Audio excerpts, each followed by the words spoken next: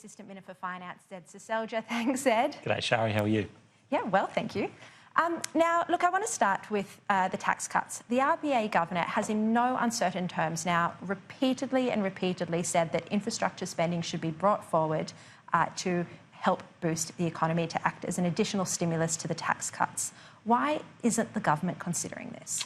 Well, the government will always consider what we can do to further boost the economy. So we, of course, take seriously the words of the Reserve Bank Governor.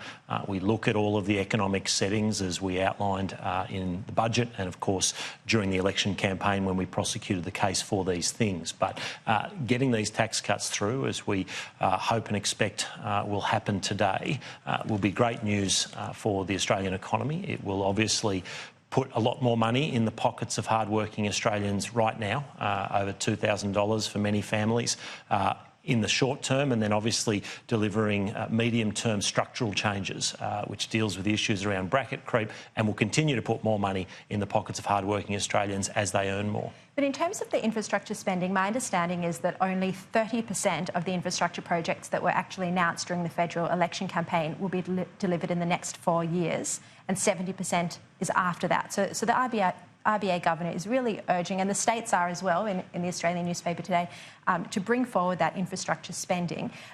Is the government not doing this because of its commitment to the surplus? No, we've said we stand ready to work with the states and territories to get that money out.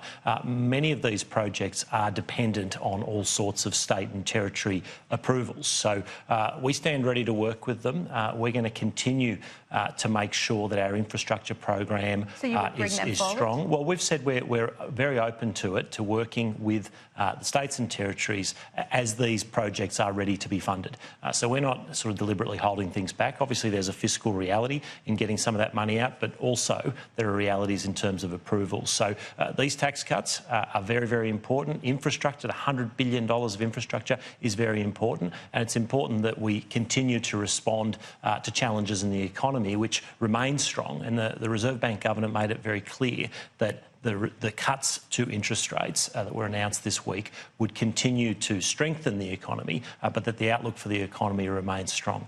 Because it doesn't quite make sense, does it, to cite the RBA Governor on the one hand when you're arguing for the tax cuts to pass the Senate, but then not commit to his secondary, equally as important request to get that infrastructure spending moving? Well, as I say, Shari, there's a number of things that go into that infrastructure spend, and we've said on a number of occasions publicly that we are ready to work with the states and territories, and we'll continue to respond to various events, but we'll do that in a fiscally responsible way. We'll do that in a way that continues to pay down debt. So you wouldn't jeopardise the surplus? Well, we're going to deliver the surplus. There's no doubt about it, Shari. So that's the priority rather than the infrastructure there's a number of priorities, but a surplus is a very important priority, and the reason it's very important is because we need to start paying down Labor's debt, and until you get the budget into surplus, you can't start paying down the debt. So surplus is important. It's a very important goal. Tax cuts are very important. We're delivering those. Infrastructure is very important. We're delivering that as well, and we'll continue to respond to issues as they arise. Pensioners are one group that have been quite severely hit as a result of this second rate cut,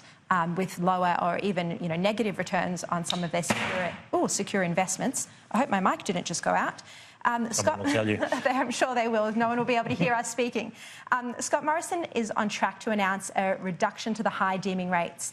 What will this involve, and how will this help pensioners? Well, Minister Ruston has sought some advice, and this came in response to the first interest rate cut last month. So I'll leave Minister Ruston to look at that. But as you'd be aware, deeming rates apply to financial investments for people on income support, around 1.75% at the lower threshold, and then deeming rates of around 3.25%. So obviously, as circumstances change, the government considers its position. Minister Ruston has sought advice on that, but I'll leave Minister Ruston to announce, to make any announcements that may be coming. But you will be seeking to help pensioners as these rate cuts, and the RBA has signalled that there could be more in the coming months. You will be moving to help pensioners? Well, the principle from this coalition government has been to assist pensioners wherever we can. We've seen the pension go up significantly during our time in government, but also we've fought against some really shocking policies for pensioners, things like the retiree tax, which the Labor Party wanted to bring in, which was, of course, a key issue at this last election. So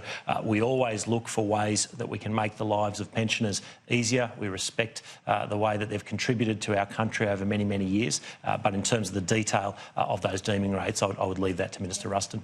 So Jackie Lambie obviously has said this morning that she's going to finally support the government's tax cut package. I think she indicated it late yesterday. Matthias Cormann said he wasn't going to do any deals to get this through the Senate. Now it seems like he has done deals, but instead of using the word deals, they're calling it, promises made in good faith. It's a bit of semantics, isn't it? Well, no. Minister Cormann's been very consistent, and what he has said is a couple of things. One, we want to work with anyone who will work with us to try and get our tax cut policy through, and that's really important. And so if and when that goes through, that will be a great achievement, not just for Matthias Cormann, but for the Prime Minister and the government. And fundamentally, it's a win for the Australian people who will keep more of their money. But deals have been done to get this through. Well, let's be realistic. Well, but the other point that Matthias has made consistently is that where individuals in the Senate want to put forward policy ideas, we'll of course consider those on their merits and in good faith. And if you look at, for instance, discussions that have taken place in relation to gas prices, we have a long-standing policy of having measures that will reduce the cost of gas, the cost of electricity. So where people come up with ideas and we can work with them to help implement ideas that fit with our ideals and our philosophy, then I think that's a positive thing. So, we've listened. We'll continue to listen. We'll work in good faith with those who want to be constructive.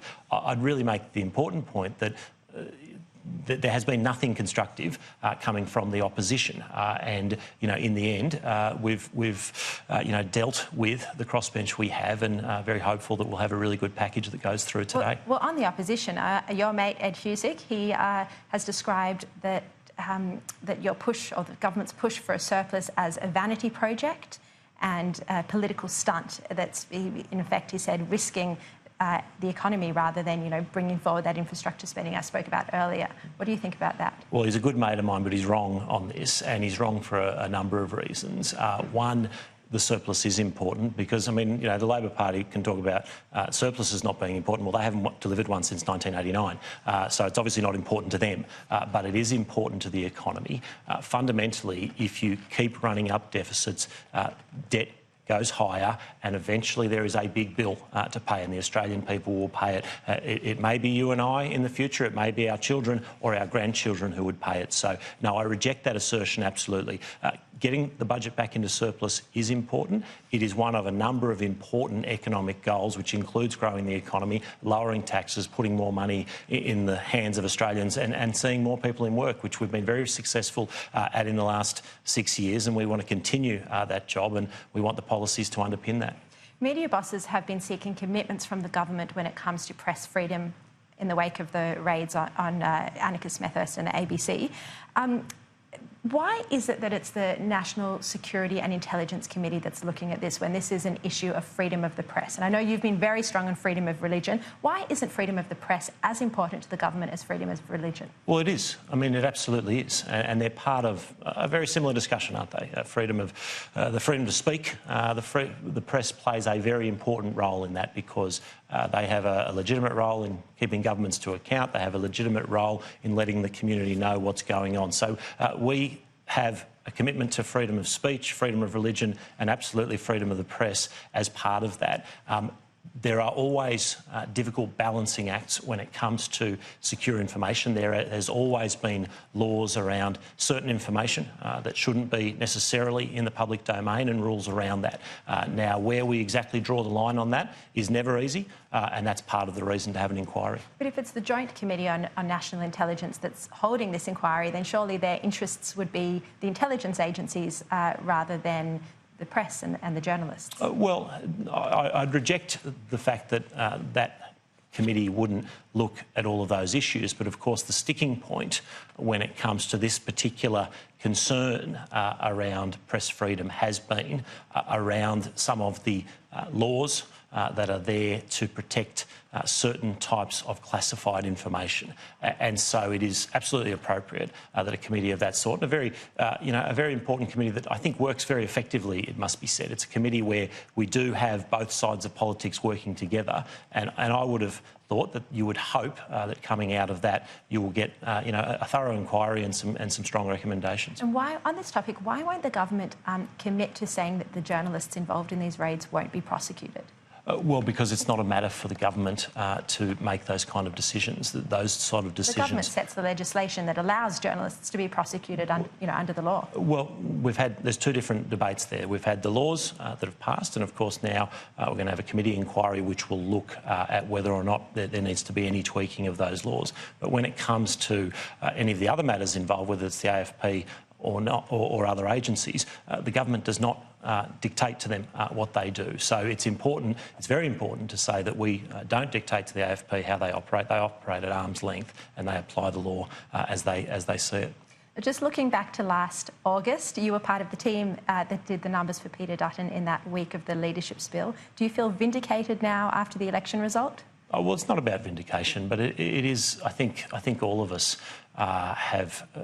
Obviously, everyone on our side of politics is very pleased that Scott Morrison has done such a great job of leading our team back to government. We're honoured and humbled by the opportunity to serve for another 3 years in government. Surprised, no doubt? Well, look, there's a lot to do and we're just very pleased to have gotten the support of the Australian people. Could Malcolm Turnbull have won this election? That's a matter for the history books. What do you think? Look, what I do know is that Scott Morrison did a job that was absolutely outstanding and I don't think anyone could take away from him what an extraordinary achievement it was. It was an achievement that he led and I think everyone's very proud of that. But fundamentally now it's not about patting ourselves on the back. It's about saying, well, we've got 3 years.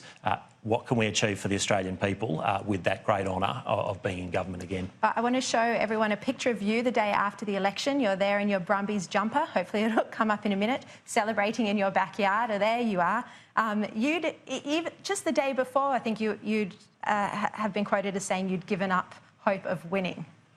I don't know that it was given up hope, but I did say that when all of the polls were saying we were behind, and I've got to say that when I woke up to the news poll on the day, news poll doesn't generally get it wrong on the day of an election, and so whilst I was very hopeful all the way during the campaign, you look at those polls and you say, well, I guess we're up against it, it's going to be tough. But I always had hope that we could get there, and in the end the Australian people made their judgment. It's now up to us to honour that and to be a good government. Zed Seselja, thank you so much for your time. Thanks very much, Sherry.